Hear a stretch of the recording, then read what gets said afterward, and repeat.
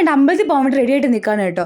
അപ്പം നിങ്ങൾ വിചാരിക്കും എന്നും ഈ അമ്പലത്തിൽ പോകെ ഉള്ളൂ എന്ന്. നമുക്കിങ്ങനെ ഇരിക്കുമ്പോഴൊക്കെ എപ്പോഴും അമ്പലത്തിലേക്കൊക്കെ പോകാമല്ലോ. അങ്ങനെ ഞാനും ചേച്ചിയുമാണ് കേട്ടോ അമ്പലത്തിലേക്ക് പോകുന്നത്. അപ്പോൾ നമ്മുടെ ചേച്ചിയാണെങ്കിൽ തലേന്നേ വന്നിട്ടുണ്ടായിരുന്നു അമ്പലത്തിലേക്ക് പോകാനായിട്ട്. അപ്പോൾ നമ്മൾ അമ്പലത്തിൽ വന്നിട്ടുണ്ട് കേട്ടോ. അങ്ങനെ നമ്മൾ നേരെ കാല് കഴുകാനായിട്ട് ചെറിയിലേക്ക് പോയി. അപ്പോൾ ചെറിയിലാണെങ്കിൽ നല്ല തെറ്റലും കാര്യങ്ങളും ഒക്കെ ആയിരുന്നുകൊണ്ട് തന്നെ നമ്മൾ സൂക്ഷിച്ചൊക്കെയാണ് കേട്ടോ പോയത്. കാരണം ഭയങ്കര തെറ്റിക്കിടക്കുമായിരുന്നു ആ സ്റ്റെപ്പൊക്കെ.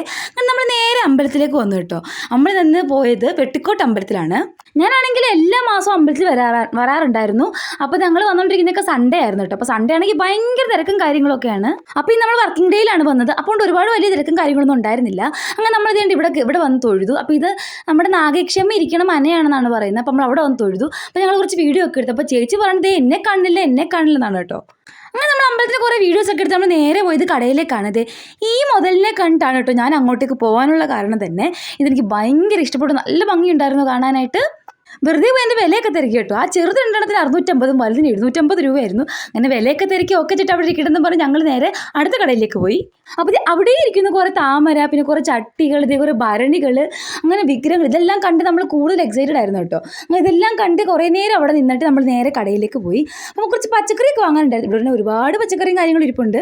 എന്നാൽ നമ്മൾ പോയൊരു ചെറിയ സാധനം വാങ്ങാനാണ് ഇഞ്ചി. അങ്ങനെ നമ്മൾക്ക് വേണ്ട ഇഞ്ചിയൊക്കെ നമ്മൾ വാങ്ങി നമ്മൾ നേരെ പോയത് വേറൊരു കടയിലേക്കാണ്. വേറൊന്നിനും അല്ല, ഒരു കത്തി വാങ്ങാനായിരുന്നു.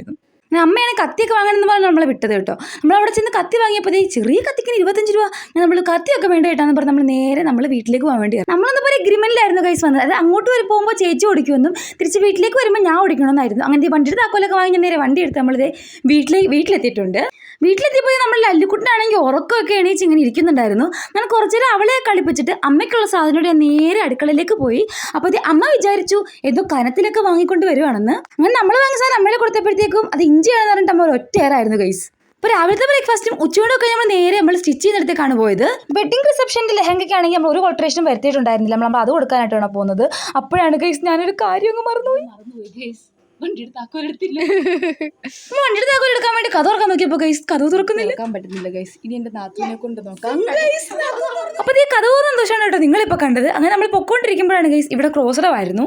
അവിടെ നിന്ന് കുറേ ബോറടിച്ച ശേഷം നമ്മുടെ ട്രെയിൻ വന്നിട്ടുണ്ട് ഗൈസ്.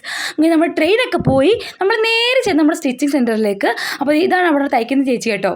അങ്ങനെ ചേച്ചി നമ്മുടെ വെഡിങ് ലെഹങ്കയുടെ ഫുള്ള് കല്ലും സൈഡിലത്തെ ഇളകി കളഞ്ഞു. കാരണം ചേച്ചിയുടെ സൂചി കയറില്ല, സൂചി ഒടിഞ്ഞു പോയി, നീ പുതിയ സൂചിയൊക്കെ വെച്ച് തരണം എന്നാണ് ചേച്ചി പറഞ്ഞത്. അങ്ങനെ സൂചി ഒന്നും വാങ്ങിത്തില്ല, വേണമെങ്കിൽ ഞാൻ കുറച്ച് കല്ലിളക്കി തരാമെന്ന് പറഞ്ഞിട്ട് ഞാനും കൂടി നിന്ന് കല്ലൊക്കെ ഇളക്കി കൊടുത്തു കേട്ടോ. അപ്പോൾ കൈ വെച്ചിട്ടുള്ളപ്പോഴാണ് ഗൈസ് കറണ്ട് പോയത്. എന്നാൽ പിന്നെ നാളെ വരാൻ ചേച്ചി എന്ന് പറഞ്ഞ് ഞാനും ചേച്ചി കൂടെ അവിടെ നിന്ന് ഇറങ്ങി. നമ്മൾ വരുന്ന വഴിക്ക് ഭയങ്കര ദാഹം ഉണ്ടായിരുന്നു. അതുകൊണ്ട് നമ്മളൊരു വെള്ളം കുടിക്കാനായിട്ട് കയറി. നമ്മൾ നാരങ്ങകളാണ് കേട്ടോ വാങ്ങിച്ചത്. ഞാൻ ചേട്ടൻ നാരങ്ങ കട്ട് ചെയ്തു. അപ്പോൾ ചേട്ടൻ കുറേ ചോദ്യങ്ങളായിരുന്നു. തണുപ്പ് വേണോ മോളെ, ഇനി മധുരം എത്ര വേണം, അങ്ങനെ കുറേ ചോദ്യങ്ങളെ ഉത്തരം പറഞ്ഞിട്ട് ചേട്ടൻ നാരങ്ങയൊക്കെ പിഴിഞ്ഞു കേട്ടോ. നമ്മൾ വൗക്കാവിൽ പാവുമ്പാന്ന് പോകുന്ന റൂട്ടിലേക്കാണ് കേട്ടോ ഈ കട വരുന്നത്. അപ്പോൾ ഇവിടെയാണെങ്കിൽ കുറേ സംഭാരവും അങ്ങനെ കുറേ ഐറ്റംസ് ഉണ്ടായിരുന്നു. നമ്മൾ നാരങ്ങകളാണ് കേട്ടോ വാങ്ങിയത്. അങ്ങനെ ചൂടായിട്ടിരുന്നപ്പോൾ നല്ല തണുത്ത നാരങ്ങളും കുടിച്ചപ്പോൾ ഗൈസ് ഭയങ്കര സമാധാനമായിരുന്നു. അങ്ങനെ നമ്മൾ വീട്ടിലേക്ക് വന്നു കേട്ടോ. വരുന്ന വഴിക്കാണ് നമുക്കൊരു മാങ്ങ കിട്ടിയിട്ടുണ്ടായിരുന്നു. അങ്ങനെ മാങ്ങയ്ക്കായിട്ട് നമ്മൾ നേരെ അകത്തേക്ക് കയറി. അപ്പോൾ ഇവിടെ ഇന്നത്തെ വീഡിയോ ഇഷ്ടപ്പെട്ട ലൈക്ക് ചെയ്യാനും ചാനൽ സബ്സ്ക്രൈബ് ചെയ്യാനും മറക്കല്ലേ. ബൈ.